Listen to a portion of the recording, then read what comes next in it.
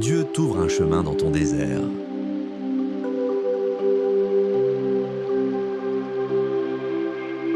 Le soleil est brûlant, dans une vaste plaine sèche, les herbes sont fanées et le vent soulève la poussière. Au loin, une silhouette avance lentement, le visage épuisé, les yeux fatigués. C'est Myriam, une jeune femme accablée par les difficultés de la vie. Elle a perdu tout repère, travail, stabilité, relations. Son cœur est un désert.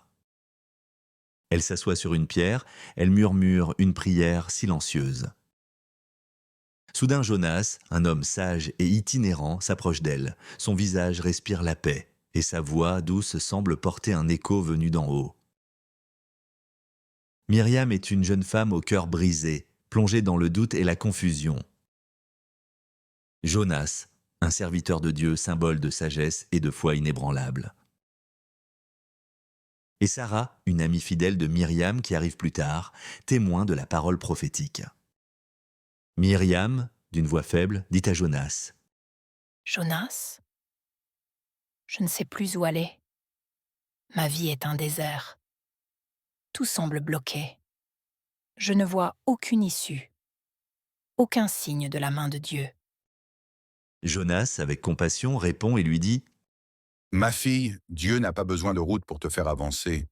C'est lui qui crée le chemin dans le désert. Même là où tu ne vois rien, il prépare quelque chose de nouveau. » Myriam, relevant les yeux, troublée, demande : « Mais comment ?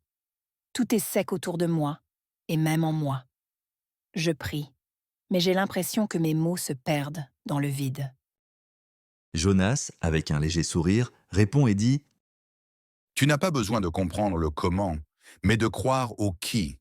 C'est l'Éternel, le Dieu d'Abraham, d'Isaac et de Jacob, qui agit pour toi.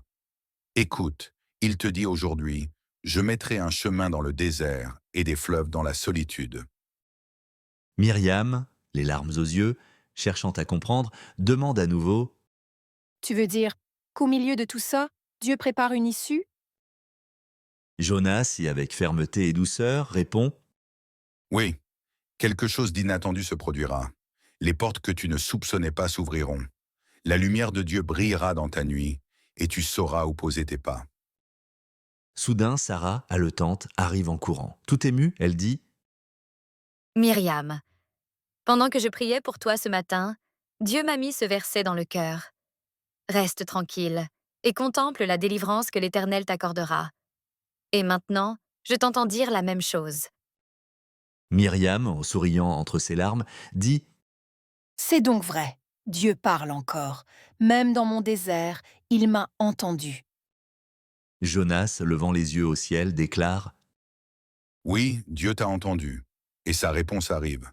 Reste calme, ne crains rien. Ton désert sera bientôt un jardin. Le vent chaud s'apaise, une brise légère se lève comme un souffle nouveau. Myriam se lève, regarde l'horizon, et un rayon de lumière perce les nuages pour illuminer son visage. Jonas ferme les yeux et murmure : L'Éternel fait jaillir des sources dans les lieux arides. Myriam sourit enfin, apaisée, remplie d'espérance. Quand tu traverses le désert, ne regarde pas la sécheresse, regarde celui qui envoie la rosée, l'Éternel Dieu.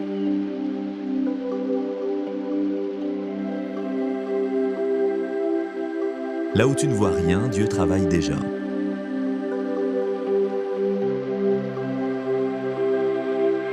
L'Éternel ouvrira des portes que tu n'attendais pas et te conduira sur un chemin que tu n'imaginais plus.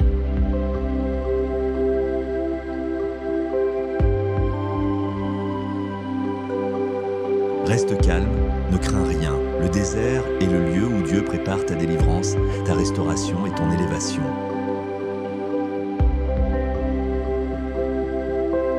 Voici, je vais faire une chose nouvelle sur le point d'arriver. Ne la reconnaîtrez-vous pas ? Voici, je mettrai un chemin dans le désert et des fleuves dans la solitude.